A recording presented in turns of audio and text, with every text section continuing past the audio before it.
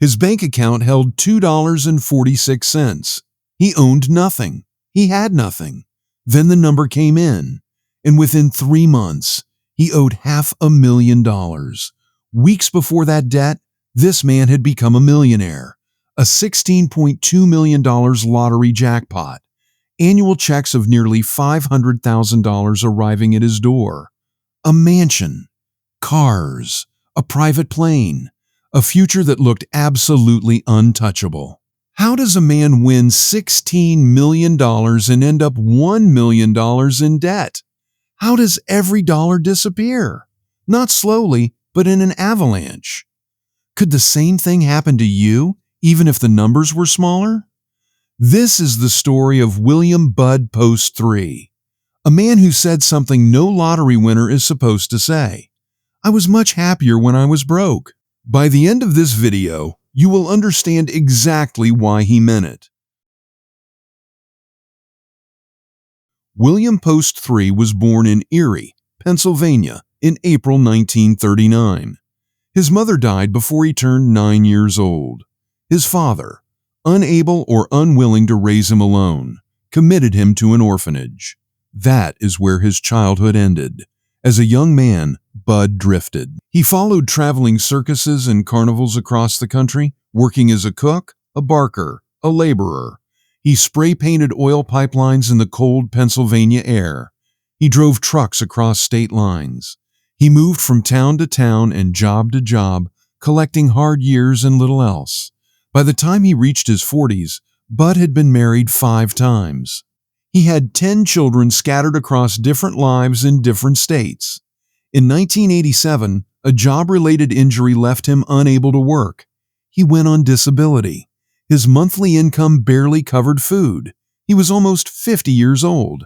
He had $2.46 in his bank account.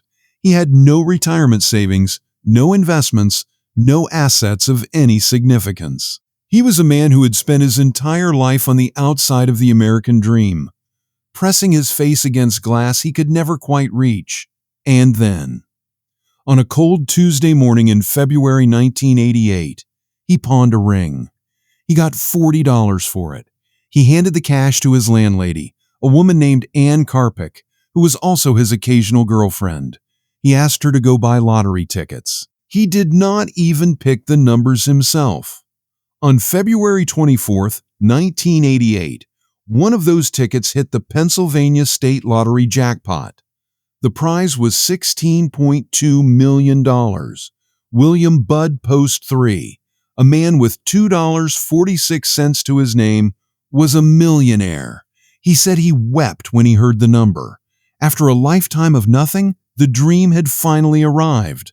But the dream had a price tag nobody had warned him about. The winnings would arrive as annual installments of approximately $498,000 per year for 26 years. A total fortune that, managed even modestly, should have carried him comfortably for the rest of his life. For a brief moment, it felt exactly like that. He could breathe. He could stop counting change at the gas station. He could finally give the people around him what they needed. And that feeling, the feeling of finally being able to give, is where the story quietly begins to break. Bud was generous by nature. He had grown up with nothing, and now he could share everything. He bought his brother and sister a lease on a restaurant in Florida. He bought another brother an entire used car lot, and the full fleet of vehicles to stock it. He acquired a liquor license. He purchased a twin-engine airplane, despite not holding a pilot's license. He bought a mansion in Oil City, Pennsylvania, for $395,000. He filled the property with cars, motorcycles, and a sailboat. By the most charitable reading, this was a man trying to lift everyone he loved. He was not wasting money on strangers. He was buying futures for his family. Within the first 2 weeks of receiving his very first payment, Bud Post had spent over $300,000. He stood in his new mansion in northwestern Pennsylvania.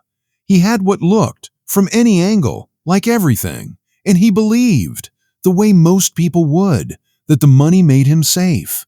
That belief was the most dangerous thing he owned. The first sign something had gone badly wrong came from Ann Karpik, the woman who had bought the tickets. She filed a lawsuit against him in 1989. She claimed a prior agreement existed. If she bought the tickets and won one, they would share the jackpot equally. Bud denied any such arrangement had ever been made, but a judge saw it differently. The court ruled that Bud owed Ann Karpik 1/3 of his entire lottery jackpot. 1/3. Gone before he had fully understood what was happening. But that was only the beginning. His siblings, the ones he had set up in restaurants and car lots with his own money, began demanding more. The businesses were not performing. They needed cash injections. Then more cash injections. The money he poured in disappeared without return. By the end of his first year as a millionaire, Bud Post was estranged from most of his family. The people he had tried to help had become the source of his deepest wounds. Then came something no one saw coming. His brother, Jeffrey, 50 years old, living in Sarasota, Florida, had a plan. If Bud died, the ongoing annual lottery payments would pass to the family as inheritance. Jeffrey Post hired a hitman to kill his own brother. He arranged for Bud's sixth wife, Constance, to be killed in the same attack. The plot was discovered before anyone was harmed. Jeffrey was arrested. Bud Post had just survived a murder-for-hire plot arranged by his own blood. He sat in his crumbling mansion and tried to understand how this was his life. But what happened next would strip away whatever remained. The mansion in Oil City had begun to deteriorate. Bud had bought it impulsively and poured money into upgrades that never finished. Creditors were calling. Debt collectors were appearing at the door. One collector arrived to demand payment on a debt Bud owed. Bud fired a shotgun at him. He was convicted of assault. He was sentenced to 6 to 24 months in prison. When he walked out, the money was functionally gone.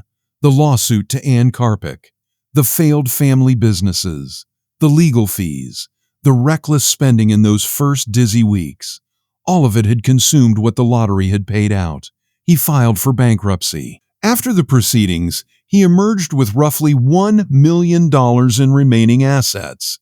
Most people, having been through everything Bud had been through, would have guarded that final million with everything they had. Bud Post spent most of that too. He was not a criminal. He was not a predator. He was a man with no framework, no language for what to do with wealth. He had grown up with nothing, and nothing in that life had ever taught him what nothing becoming something actually required. The final years were quiet and painful in a way that photographs cannot fully capture. He lived on a government disability check of $450 per month. He relied on food stamps. His lungs were failing. He kept an oxygen tank nearby to breathe. When journalists tracked him down and asked him to reflect on what had happened, he said something that has remained in the public record ever since. Everybody dreams of winning money, but nobody realizes the nightmares that come out of the woodwork or the problems.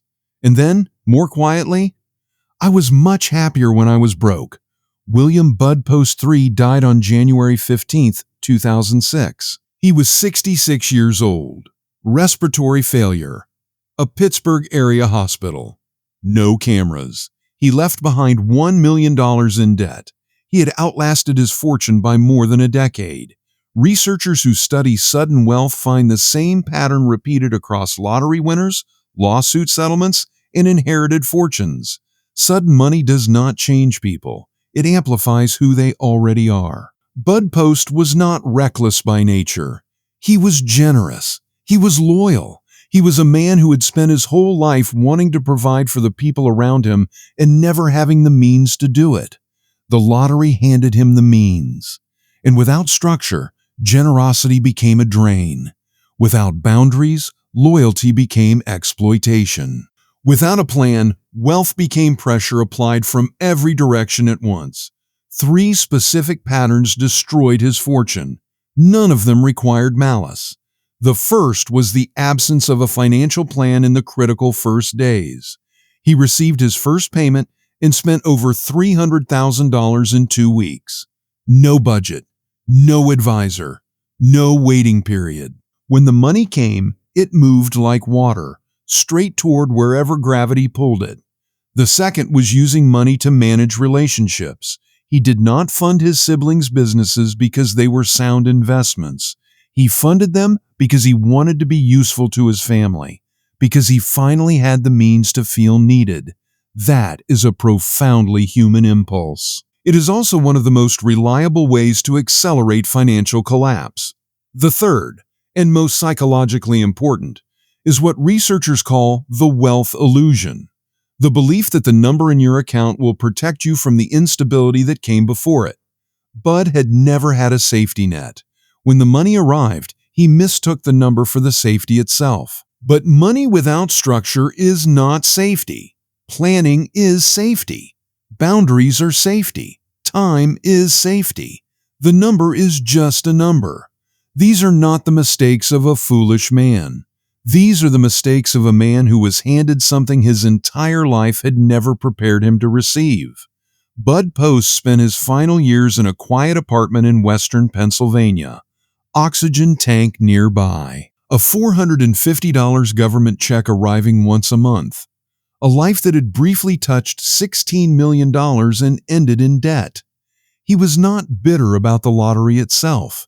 He was sad about what winning it had revealed. It revealed who wanted him and who wanted what he had. It revealed that he had no map for abundance after a lifetime of scarcity. It revealed that money, without wisdom, is not a gift. It is just pressure, arriving all at once. The dream that millions of Americans picture every time they buy a ticket. The winning number, the check, the morning everything changes. It changed Bud Post's life, just not the way he had spent 50 years imagining it would. If this story stayed with you, if something in it made you look at your own relationship with money differently, share it with someone who needs to hear it. Because the lottery ticket is the least likely part of this story to ever happen to you. The rest of it is happening to people every single day.